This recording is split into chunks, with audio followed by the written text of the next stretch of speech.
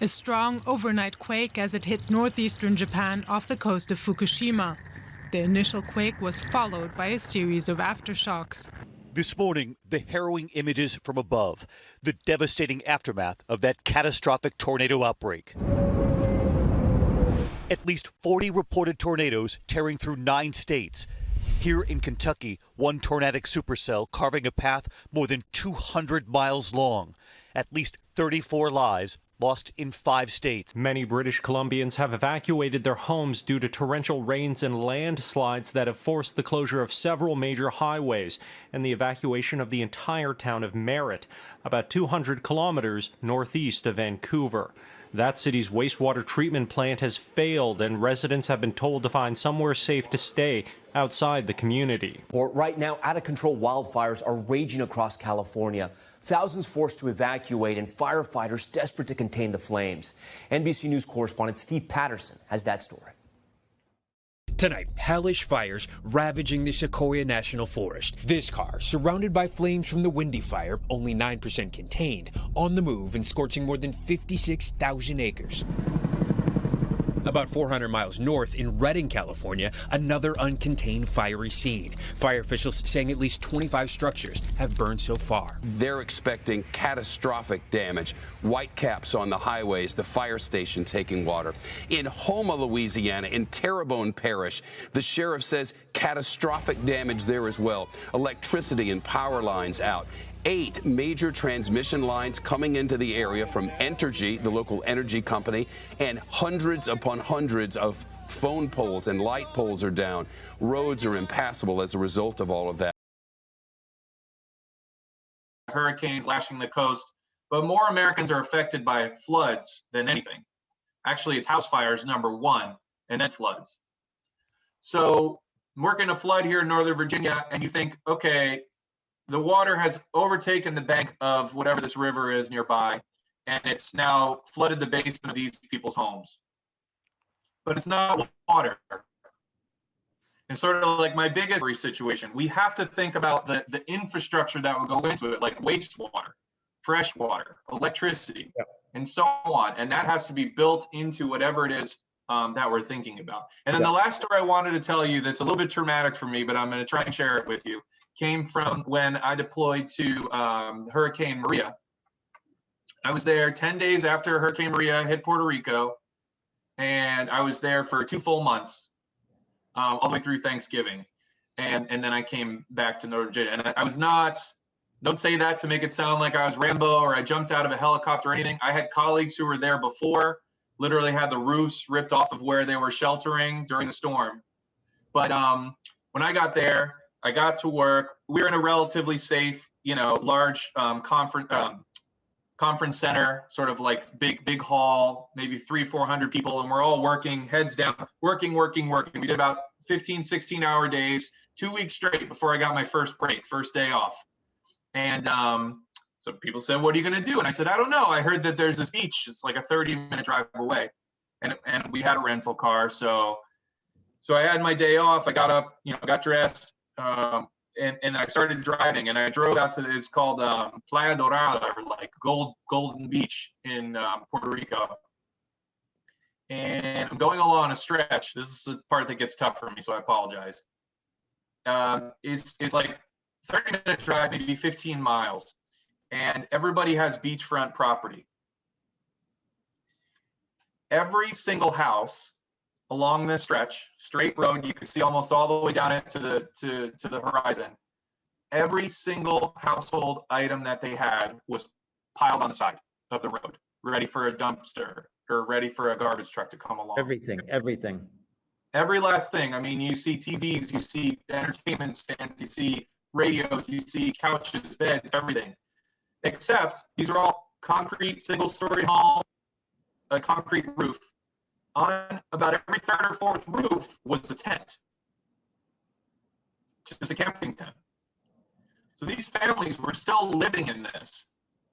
And really the best that they could hope for, a month after this disaster, was a tent on their roof with everything moved out. And so the reason I want to share that is because you know, the work that you're doing, the work that you're thinking up, I mean, it can bring the hope, it can bring the dignity, and it can help people put their lives back together. It's really, really hard to see that and work in that. And we don't want people to have to settle for a camping tent on their roof in 100-degree heat. Okay. Very good. So let's begin. CalWall was founded in 1955 by this man, Robert Keller. In fact, CalWall stands for Keller's, that's the K, aluminum, it's the AL, and the wall. It started with 3 people in New Hampshire working on lightweight airplane frames. And how do you bond fiberglass to an aluminum space frame when they expand at different rates? So the adhesive, which is the magic formula behind it, well, you know, why CalWall has been successful for so long, was founded at that time. This man also had a very strong interest in the health benefits of the sun. So he put all those together, and the CalWall panel was born. Ironically, it's 65 years later, it pretty much is the exact same formula and idea, just some enhancements in the adhesive, and of course, huge advancements in the FRP face technology. So again, we'll fast forward 65 years to nowadays. The company is still in New Hampshire. We now have 450 national and international employees, and it's still family owned, still privately held. In fact, not only is this guy a great inventor, but he's also my grandfather. So I am 3rd generation of this company, and I've got a brother and a bunch of other cousins. And together we intend to bring this company along for another 65 years of growth and innovation. Okay, so let's get into the panel. The structural composite sandwich panel. And I'm going to focus on the word sandwich, right? Because we're going to talk about what makes up that sandwich. So the bread is an exterior FRP face and an interior FRP face. The exterior is designed to withstand the harsh environment of the sun, which wants to break down everything, as we know. And then the interior is designed to code standard for fire and smoke development. And they're both wrapped around a grid core, or they're permanently bonded to a grid core that is either thermally broken or not. Why would you want to use not thermally broken? Well, if it was a canopy or an unconditioned space, but otherwise, 90-95% of our projects do go out with the thermally broken grid core. Then inside the panel, the meat of the sandwich, if you will, in each of these cells is either air gap, so no physical insulation, or 3 different levels of angel hair spun fiberglass insulation or aerogel. So you take different, combinations of face sheets, and we'll get into what that means in a moment, different levels of insulation, and you end up with a variety of view factors, solar heat gain coefficients, and light transmission values. So again, a relatively simple idea that is very adaptable. This is another fabric that I did in an upholstered cushion that's 4-way stretch fabric, which means it stretches left to right and top to bottom. And it's a woven fabric. It's not a knit. Most of the fabrics that are stretched that you and I know that we wear are knit. But if it's an upholstered fabric, it has to have durability. So this is actually takes a great degree of difficulty to make these, and I've done a couple of them. So what I wanted to do was combine the idea of a mesh seat with an upholstered seat. And so here's the mesh that you saw on that previous chair, and this is the fabric. And so I started to design a material, and this is, we've applied for a utility patent, and this is just the general drawing, and I call it the 5-layer. It's a really boring textile name right now, but I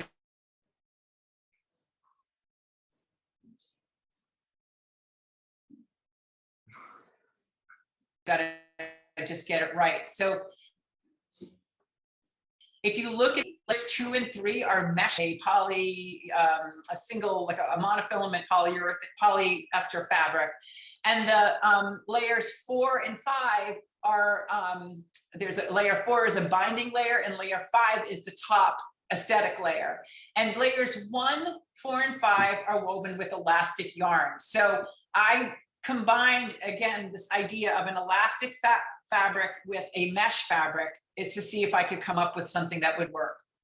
So here's a little prototype, and that's how it works. And you can see we've created and we've woven these tubes right into the fabric. So This is actually, the fabric itself it's called a double weave. It's got 2 warps. It can be done on a manufacturing loom. And once it comes off the loom and you wash it, it goes into dimension. And there's just another shot of what that looks like. This is a cuckoo. What's that? I'm talking to them. I'm not talking to you. I was saying, sorry. did you understand how brilliant this was? I'll keep going and we can go back to things. So this is a crazy little worksheet that one of my assistants put made, but it's good for you to see. We were chosen by an organization out of MIT for this project. They gave us a lot of support, and so we followed a certain. I won't get into that right now, but this particular document shows like what are our working definitions of performance, and you can see those on the right. We know that we have to achieve those 4 items: cleanability, sustainability, breathability, and durability. We interviewed about 120 people. And we came up, we identified what they needed. So, and then there were just things that we kind of started to understand. You can see how much design we put in, 695 hours at that point. Design at 105, and I won't go into all the different specifics, but it starts to give you an idea of, kind of the things that we have to consider just beyond the creation and design. This is an example of, this is our smaller loom, and you can see that the black yarn is that polyester monofilament, and the white yarn is the stretch. And they're they're almost opposite types of materials, but they work, their opposition works well together. They actually, it helps create that too. Between the weave structure and the materials, I was able to create a very strong and comfortable tube. This is just a quickie example of some of the drafts that I've been working on. This is an older draft. And when I talk about a draft, this is the weave plan. I actually figure out how every single yarn is going to come together in the fabric. Between the rafters, wooden rafters, and the size yurts that we make are 16, 20, 24, 30, and a 30-foot with 10-foot walls, which as far as we've been able to discern, we're the only company that makes the 10-foot walls, which that makes for really the potential for an entire other level in your yurt. And that would be a great size for the community kitchen space. It makes it feel practically cathedral. Your dome at that point is 26 feet in the air. So the number of rafters, of course, varies depending on the size of the yurt, but it's the rafters, which are notched at one end and fitted into the tension cable that surrounds the top of the yurt, weaves in and around the lattice wall. So the lattice, the tension cable, the rafters that snug into the tension cable, and the compression ring at the very top with pre-drilled holes into which steel pegs at the other end of the rafter fit. So that's the whole system in a nutshell, really. How fast, so somebody is putting the 30-foot one together. How many people, how fast? A day? A day for the 30-foot, a half day for the others. And if you have a skilled labor, not even skilled labor force, an experienced labor force, and 4 experienced people could put 2 smaller yurts up in one day. Yeah. So the rafters and the lattice walls, as again, integral structural components, are pretty much set in stone. I mean, that you need those things. Could you come up with another material? Yeah, but reasonably inexpensive, accepting. I mean, everybody's issue building anything now is the cost of building materials, but that has to change. No, this makes that everything you just discussed sounds great. It sounds like a great system. Yeah. So I would think that the rafters, which are 2x4s in the 16 and the 20 foot, and 2x6s in the 24 and 30 foot, would be something that you could manufacture in the space you have, probably with not much equipment. The lattice is also not hard to put together. And I can speak for Sharon, who's my mom, and Kathy, her partner. They're very, would be very into supporting and sharing on whatever level would benefit your project.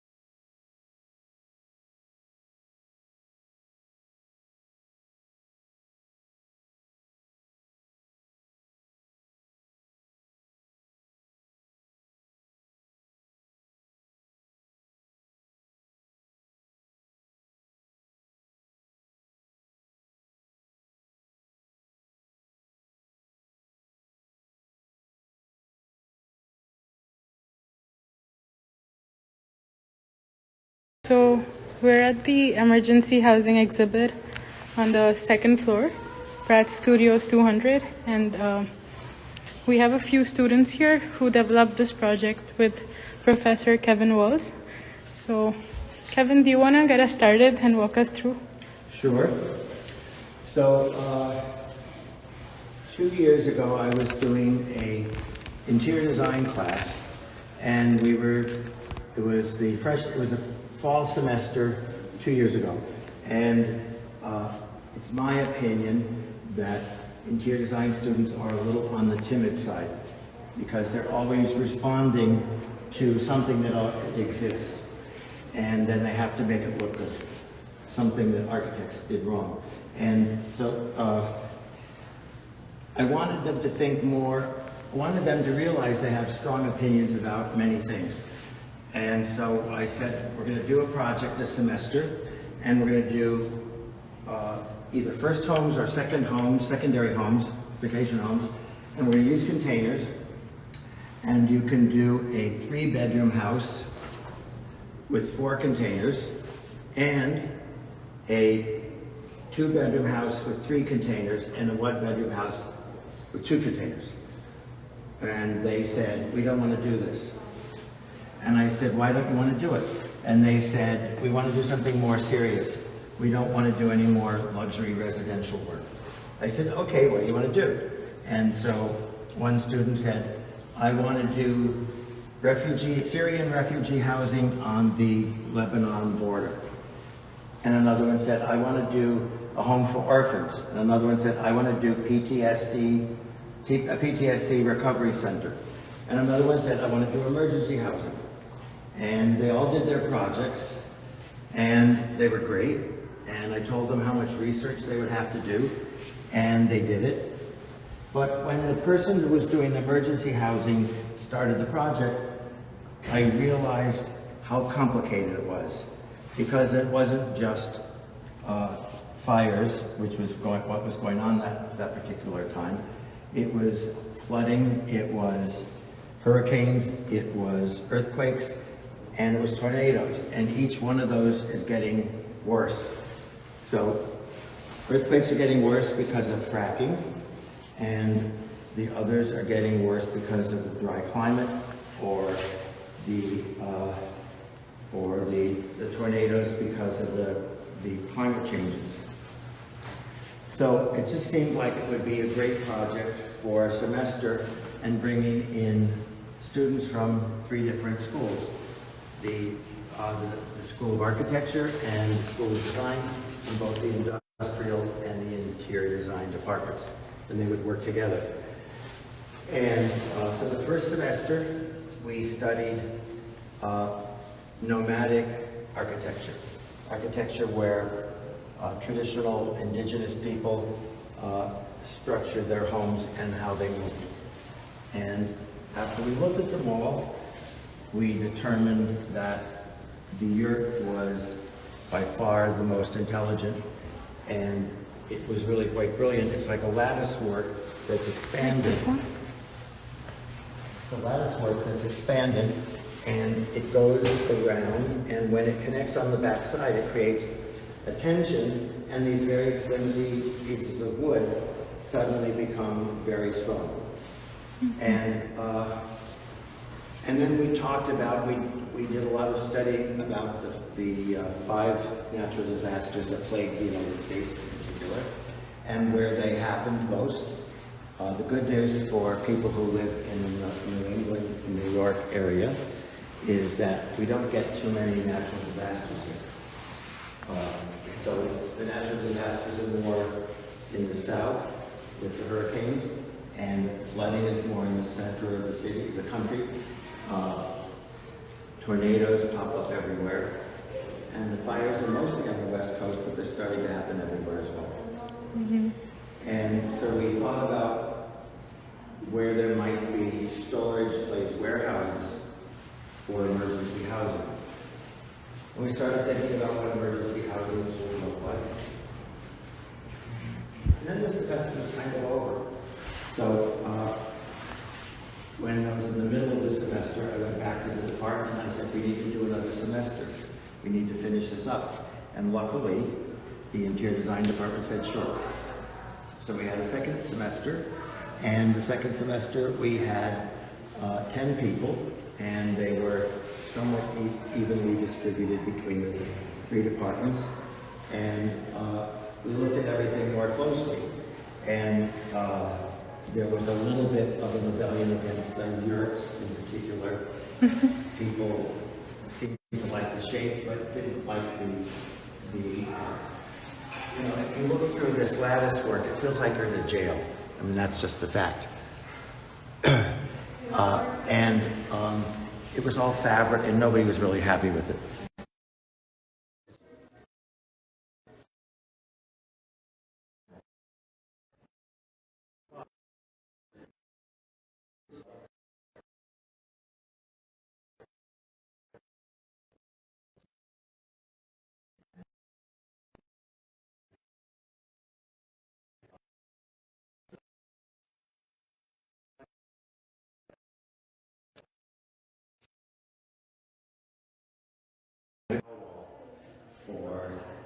I started working with them 40 years ago, and I asked them if I could make interior office walls out of their roof material, their skylight material, and they hung up on me 9 times.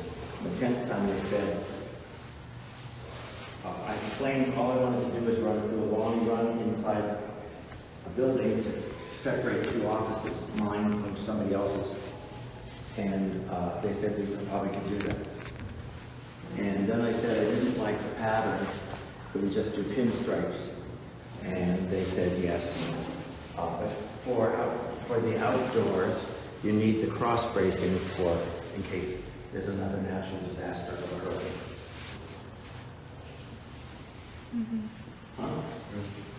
That was pretty good. Anushrita, would you like to tell us about the foundation a little bit? Or Jackie, any one of you? Yeah, I can talk about foundation. So the idea was that it's remaining is to use the Canada Docs, one of the products that was borrowed from the previous semester, and then we take that idea to use Canada Docs again. So you see there are like lots of layers within the base, including like floor heating and waterproof membrane. So you see like the sections right here. There are lots of layers underneath, and then it's all sitting on top of the Canada Docs, which like produce a base for the octagon that we come up with for the second versions of it. Yeah. Mm-hmm. So, and would you like to tell us about the small module and the big module? Sure. And the reasons why we did that? So our main critique of the first design of the mirror was that it was a little bit inflexible on the inside, so we wanted to have the most flexibility for the families that would come in, so they would have a chance to personalize the space according to how much space they needed. So we had an octagonal module that is only for 1 to 3 people, and then one that's for 5 to 6 people. So the main aspect of the space is that the situation would be radial, and then it would revolve around the bathroom and the kitchen. And according to how many family members are aware, we could add another bathroom module that you can see here in plan and these are some of the renderings. So one would be a shower stall, and then the other one would have more like a powder room. So families could decide if they want another bathroom if they needed it. Mm-hmm. And can you tell us about the structural details a little bit? Yeah, so since we decided to collaborate with Carwall, we used to integrate structural details with existing details in the catalog. Mm-hmm. So what we did is we sort of conceived the structure for this umbrella roof. We had a roof that's flexible and that could be blown up on site very easily. Mm-hmm. We assembled and disassembled very easily. And we also had to design these corner details since the angle of this yurt is very specific and Calwall did not have those details. We had to collaborate with Calwall to design special details to the yurt, and that would incorporate the Calwall panels. Mm-hmm. So that's about it, I guess. Integrating the wall panels and the roof is how we designed the structure. That gave us a Okay, perfect. And can one of you show me the Calwall panel and talk about its insulation properties? yeah. Yeah. So I'm the person who took care of the wall panel. It was a small choice from Kevin. So he brought up this company called Carwall. So basically, it was a simple wall panel for us that could be installed pretty fast. So it has like 2 layers basically. In general, it's gonna be like 3 layers. So 2 from the one from exterior and one from the interior. And in between, it will be like all kinds of fireworks installation. Mm-hmm. So it could give us like a sense of translucency for the project and easier to manage the sunlight, natural light coming into the house.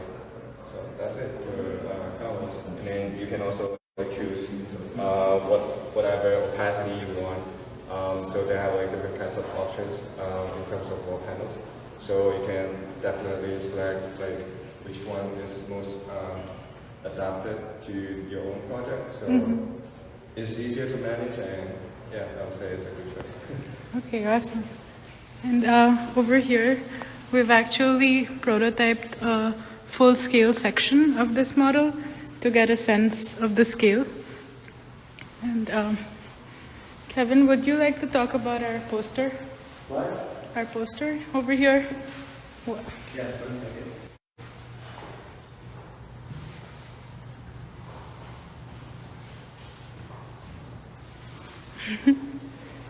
So this was sort of the first question that we had when we started the project the first semester. And it's basically, what should citizens of the richest country in the world be able to expect from their government, who turns a blind eye to unregulated pollution and ecological damage in the name of corporate profits? And, you know,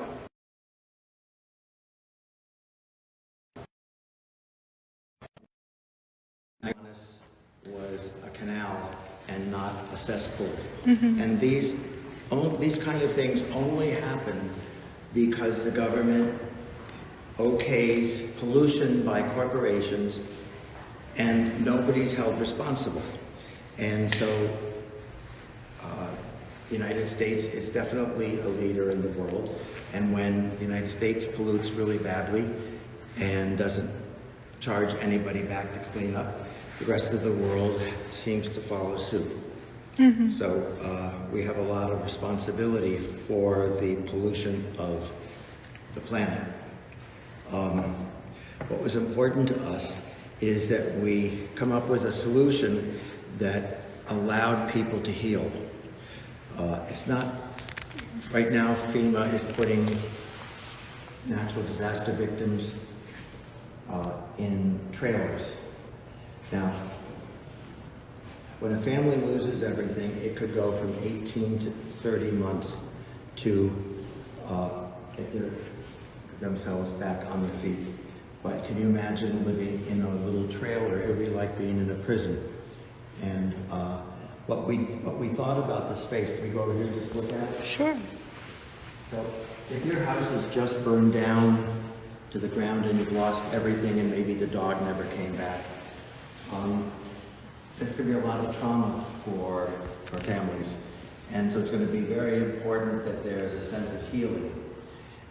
And if you've just had that kind of trauma, and maybe the house burned down in the middle of the night and you just escaped, I don't know that families wanted to be divided up into rooms. I don't know that they want the doors closed and be so far apart from each other.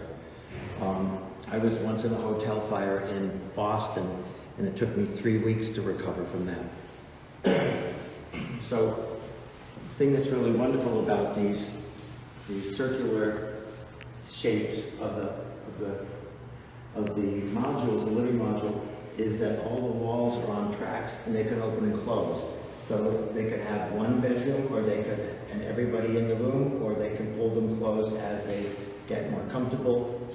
The other thing is, because the walls are translucent, you start to get a sense of being in connection with the earth a little bit better. When the sun comes up, your whole house is glowing, and when the sun goes down, it's time to relax. We were very lucky to have 7 or 8 extraordinary advisors for all sorts of different purposes. The people at CalWall gave us a training and a certificate that we were trained. The samples are a little on the small side, but we talked to the yurt people who raised yurts, and they were very helpful in getting the concept of the yurts. And then we talked to the 2 people who had long experiences in Puerto Rico and in New Orleans with FEMA. And they and this professor from Howard University, Golda Downer, was very helpful in being able to understand what was going to be important to students, what was going to be important to the families. And then you're probably wondering what are these curtains in the middle of the space. And what they are is translucent prints of the outside of the building. And this is full scale. So if you stand here, you get a sense of what it would be like to be in one of these structures. And you can see the roof lined up on the ceiling with the aluminum bars, the steel bars. We also thought all the buildings, when this gets put together, there's a disaster.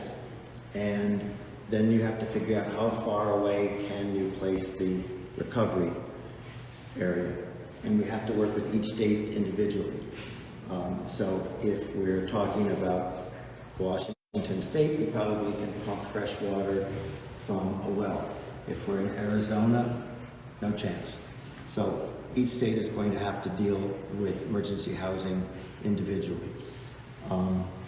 But what would happen is if there were a fire, you obviously can't get too close to the fire because there's still bad air.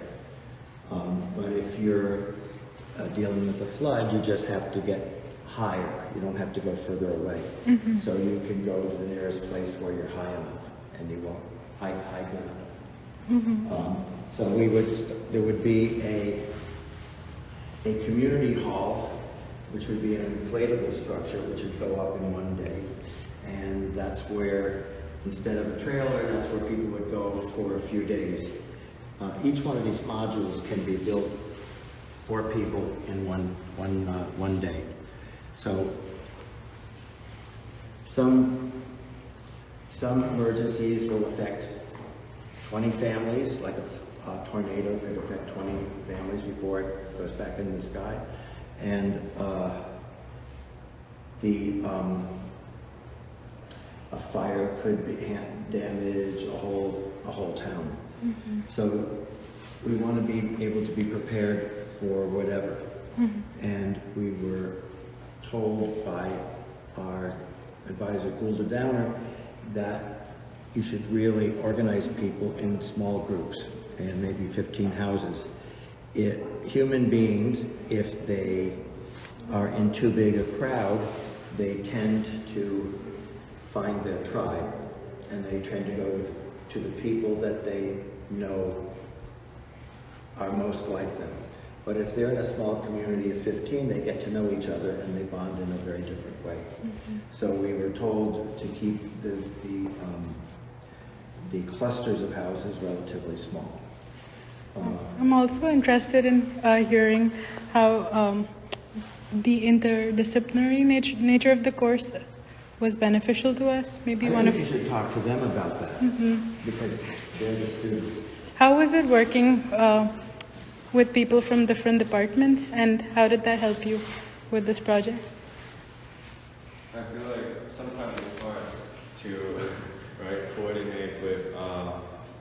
First of all, you know, like different departments having different sort of schedules. So, like when it turns into a group project, it's like hard to deal with people who don't have like the same schedule. So we also always have to like coordinate with the time.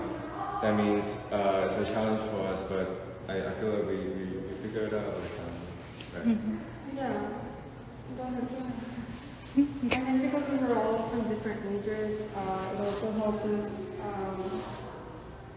realize a little bit what each other's strengths were. And even though we took precedent in the departments that we were still were able to kind of bounce around what we were designing.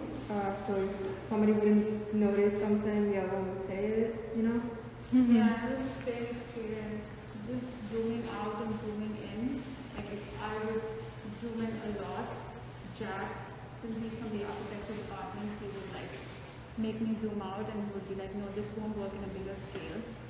So it was good to keep tallying scales and just understand how it would work in different scales and I think that's what got us together, understanding our strengths and what everybody's good at. I think it was also really, I mean, we had students from 5 different nations, right? 6 actually. Huh? 6 countries. Including the United States? Yeah. We count. I guess. In a way, there was really a broader point of view, don't you think? Yeah, I think all of us have different experiences of what housing means and what emergency housing is. It's different in different country in terms of the facilities everybody gets. So I think it was important for us to acknowledge that and sort of come to a middle point where, you know, it's everybody is sort of given the facilities they deserve. Well, you know who I forgot?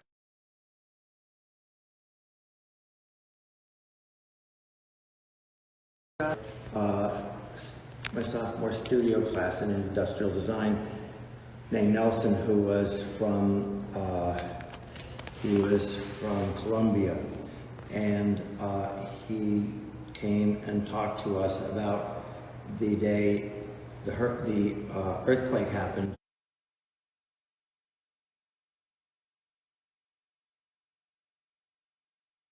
And leveled his city. And it was really an extraordinary, he spent an hour with us talking about it and just how devastating it was and how it completely changed the nature of the town. In this particular case, the town, the sense of the town's community blossomed, and it became a very different and kind of proud town, helping each other recover. And so we wanted to capture some of that spirit by creating these kind of communities where people are connected. So the building that would be the first place to stay, the inflatable building, will later become a community building. And so the students are, the families would have children and they would need education for a good period of time. And so the inflatable could be good for school, it would be good for dinner. Next to the inflatable would be a 40-foot long kitchen in a container. The other 2 containers that would come would be a bathroom container and another would be a laundry container. And so those services would be in each one of the villages. Mm-hmm. Beginning figure out for how long people are going to live here, and I think that created a lot of debates. And even to create this community space, it was important to understand that people come here for short term, for a short time, but they do end up staying here for a long time. It's a long term housing. I mean, in terms of they have to wait till they're given permanent houses, or given whatever solutions that the government is thinking about.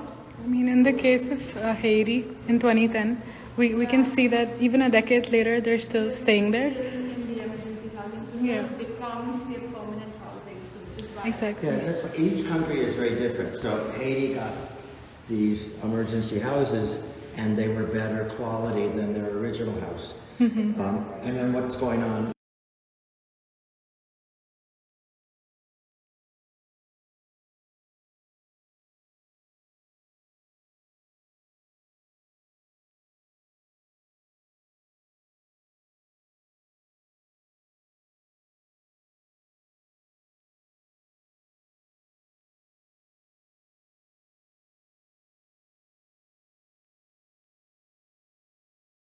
months, and that's a long period of time. So you want them to not feel like they're just strangers in a town. You want them to build a community. Mm-hmm. And all these other people have experienced the same thing, so they can share tragedy, and they can talk about things.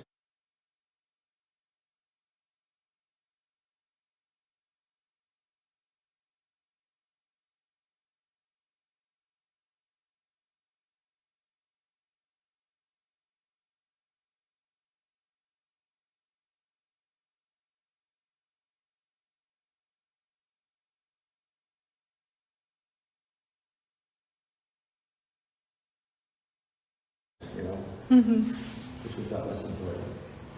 Okay. How'd we do? We're good. Oh, did you that's talk it about for the today. movies? Yeah, we can show them the Yeah. projections. So we had a compilation of all our Zoom And I was interviews. there for 2 full months, all the way through Thanksgiving. And then I came back to Notre Dame. And I was not, don't say that to make it sound like I was Rambo or I jumped out of a helicopter or anything. I had colleagues who were there, and I started driving, and I drove out to this called Playa Dorada, or like Golden Beach in Puerto Rico. And going along a stretch, this is the part that gets tough for me, so I apologize. Is like 30-minute drive, maybe 15 miles, and everybody has beachfront property. Every single house along this stretch, straight road, you can see almost all